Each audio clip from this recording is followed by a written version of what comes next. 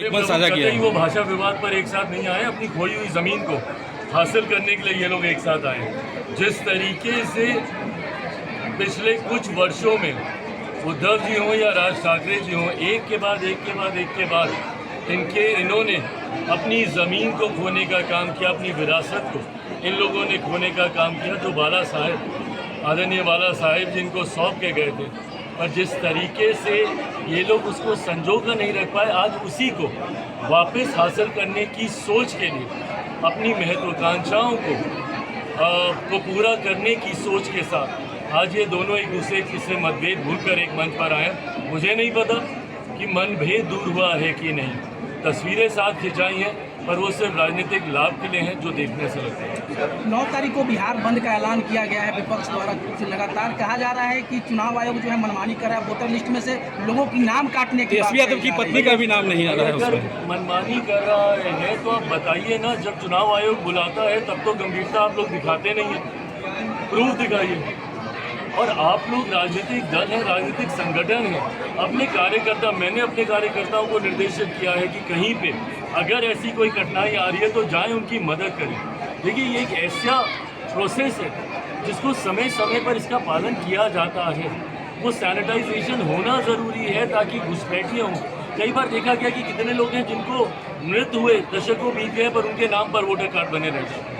ऐसे में जो सही में जिनका हक बनता है वो इससे वंचित रह जाते हैं। व्यवस्था को पूरी पारदर्शिता के साथ, और इसको तो समय समय पर और सरल किया जा रहा है।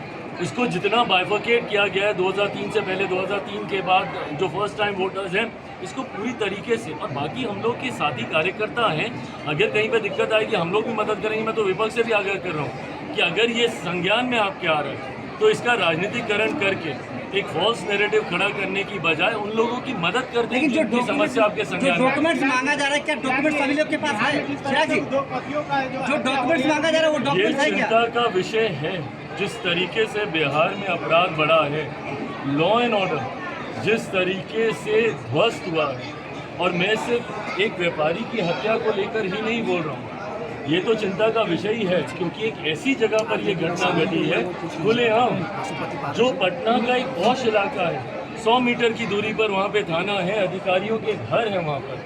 अगर यहाँ पे ऐसी घटना घट रही है तो सोचिए गांव देहात में क्या हो रहा होगा। अगर बिहार में एक भी हत्या होती है तो सरकार और प्रशासन के लिए ये चिंता का विषय होना चाहिए। मेरे लिए चिंता का विषय है कि मैं जिस सरकार का समर्थन कर रहा हूँ, और मैं दुखी हूँ इस बात से कि जो सरकार सुशासन के लिए जानी जाती थी, वो सरकार में अगर इस तरीके से आपराधिक घटनाएं बढ़ेंगी तो विपक्ष को तो बोलने का मौका मिलेगा ही।